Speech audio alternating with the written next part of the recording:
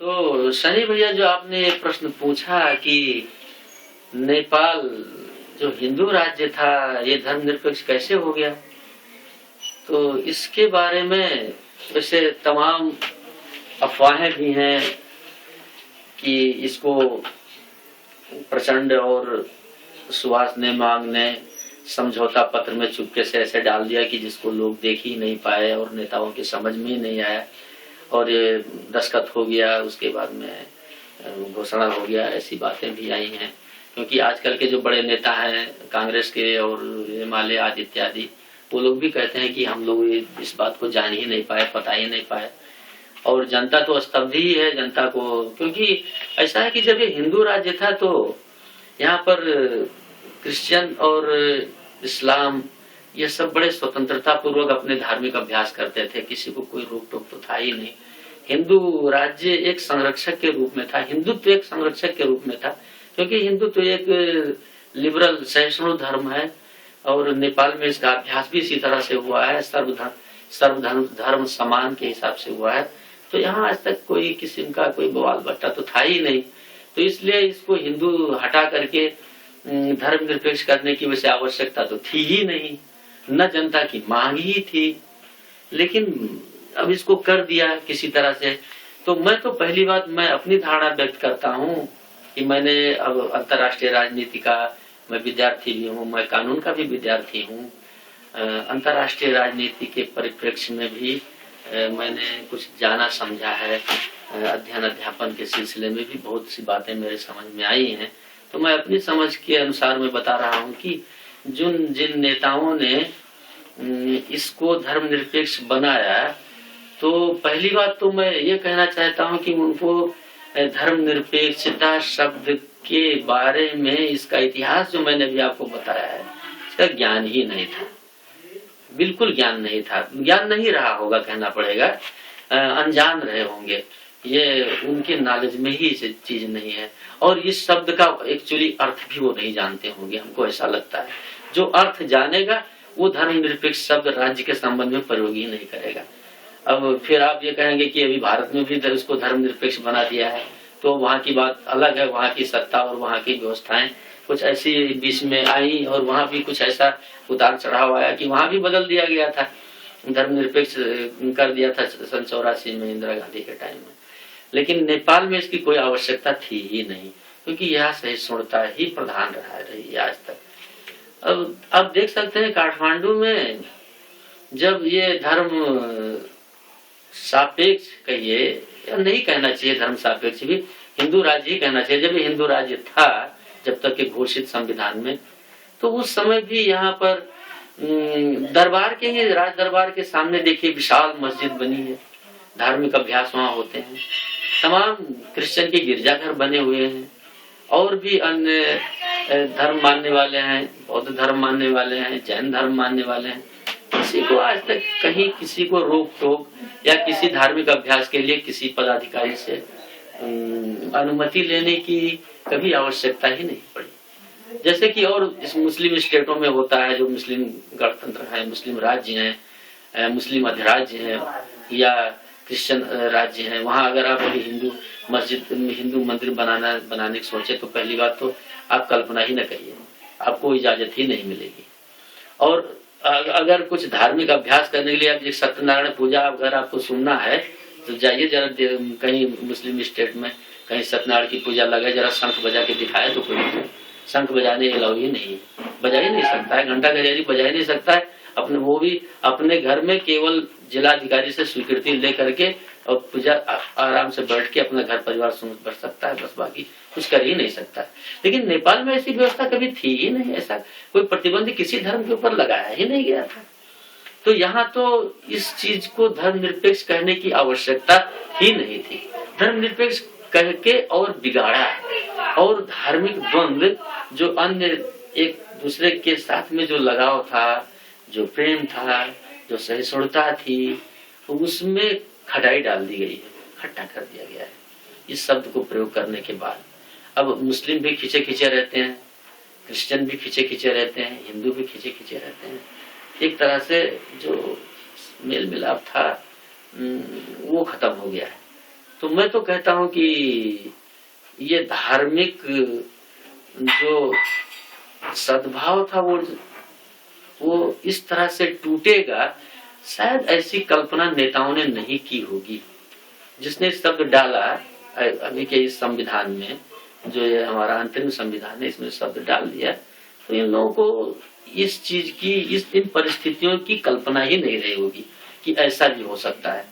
और अभी भी इसके बाद भी और भी दिन खराब आ सकते हैं। मैं तो कहता हूँ अभी दिन खराब नहीं हुए हैं ज्यादा, लेकिन खराब दिन आने के संकेत तो मिल ही रहे हैं।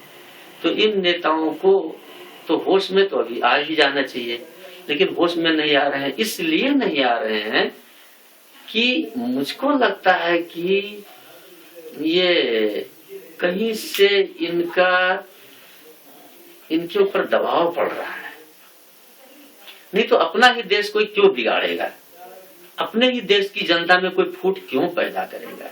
अपने ही देश की एकजुट जनता को इस तरह से फोड़ फाड़ के, तोड़ मरोड़ के एक दूसरे के विरुद्ध खड़ा करने की साजिश में कौन सा नेता सम्मिलित होगा? अगर इस तरह से नेता सम्मिलित आज दिखाई पड़ रहे हैं तो इसका मतलब है कि ये बेचारे हैं, कहीं ना कहीं इनको कोई ना कोई बहुत बेरहमी से पुश कर रहा है। मैं तो ये कहता हूं कि इनके ऊपर बहुत ही तगड़ा दबाव दे रहा होगा कोई, तभी इसको धर्मनिरपेक्ष किए हैं। और मैं समझता हूं कि इससे धर्मनिरपेक्ष करने के बाद यहाँ क्रिश्चियनिटी को बढ़ावा दे करके और मुस्लिम से क्रिश्चियनों को भिड़ाना और फिर इस देश को एक फिर से द्वंद्व में ले जाना और बाहरी शक्तियों का यहाँ चल खेल होने के लिए एक ग्राउंड तैयार करना, ऐसा उद्देश्य है हमको लग रहा है। मैं समझता हूँ कि यहाँ अशांति फैलाने के लिए धार्मिक उन्माद जगा करके आपस में अशांति फैलाने के बाद विदेशी ताकतों को यहाँ आकर्षित होने का, यहाँ पैर रखने के लिए उत्तम अवसर सृजना करने की साजिश हो रही है। मैं तो ये कह रहा हूँ श्रीवास्तव जी, कहीं ऐसा नहीं है कि मतलब जो आपने बताया नेताजी लोगों का, तो कहीं ऐसा नहीं कि नेताजी लोग बीच में पॉलिटिक्स के लिए इधर उधर अपना काम कर रहे हैं? देखो, ये देश नेपाल रहेगा, नेपाल नाम रहेगा, तब भी यही के नेता ही नेतृत्व करेंगे।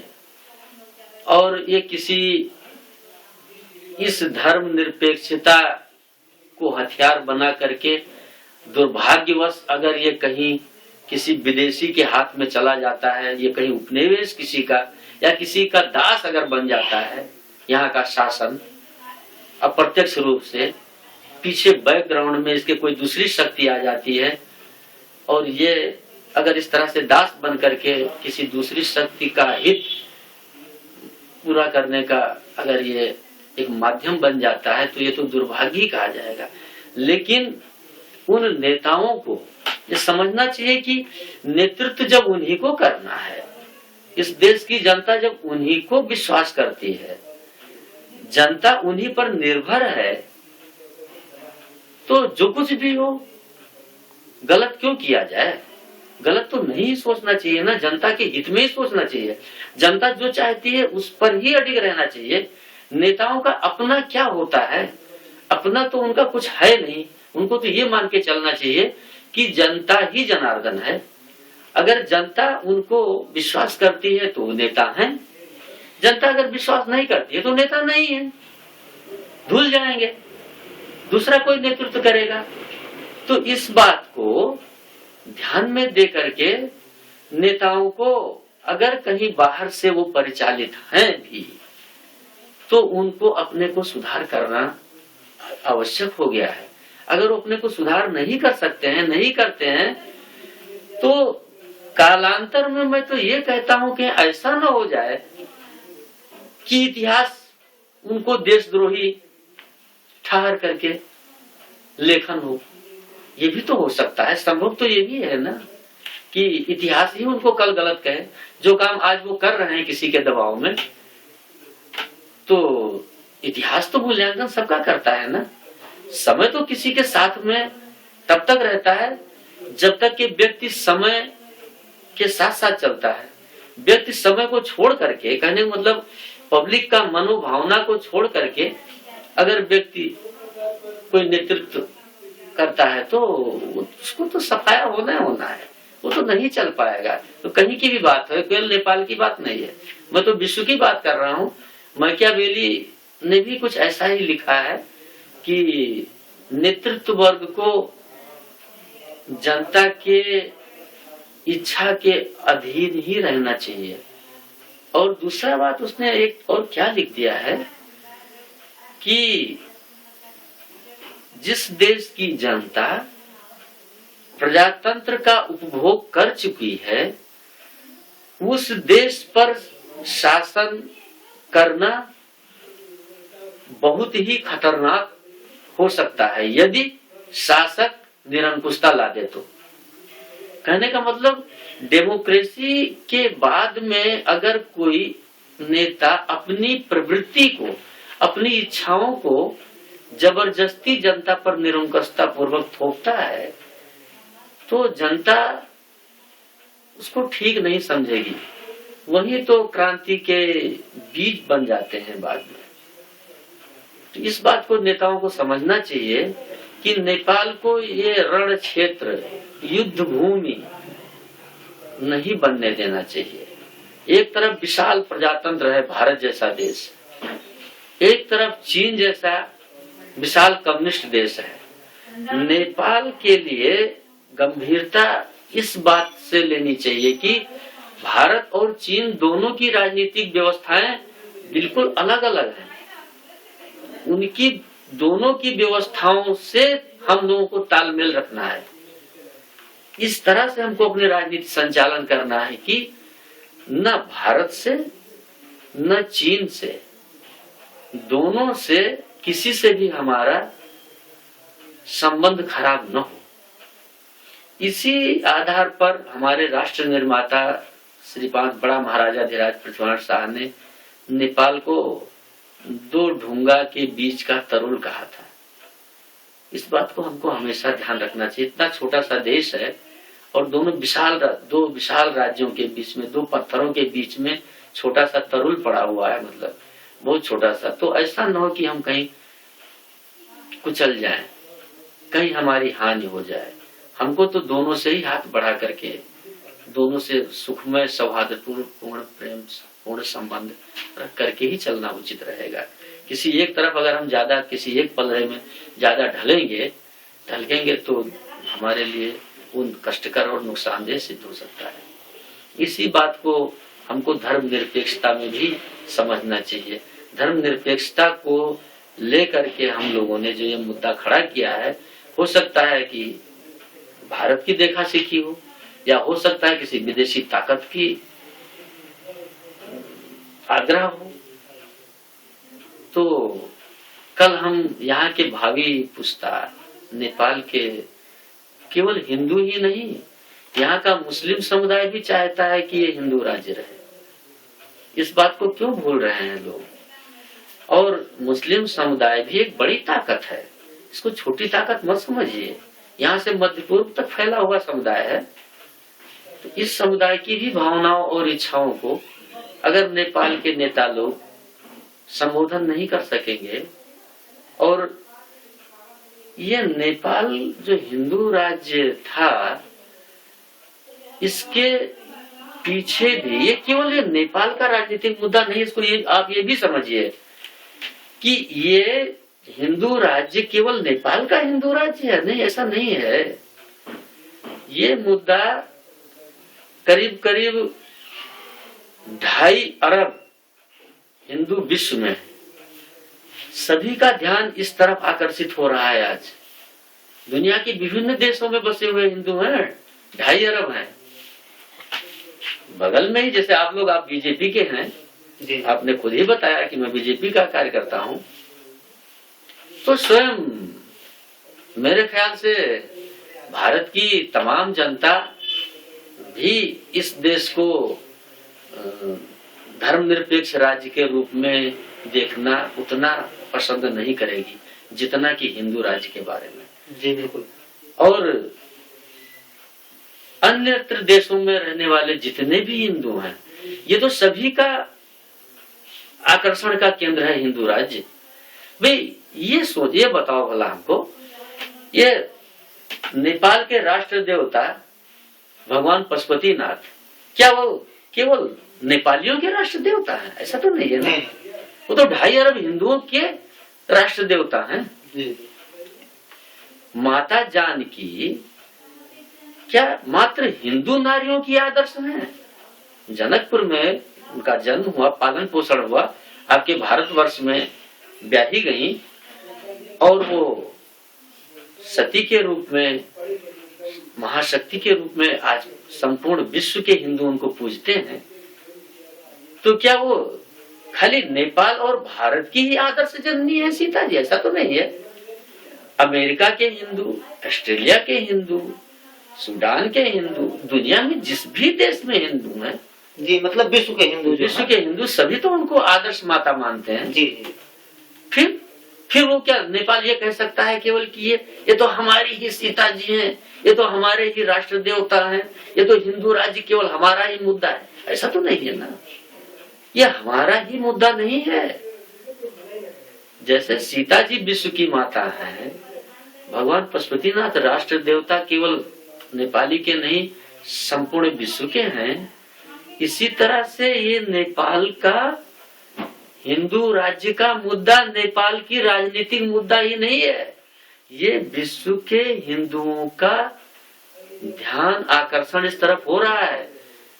और कल हमारे नेता इस संबंध में विश्व को कैसे संबोधन करेंगे, विश्व को क्या जवाब देंगे?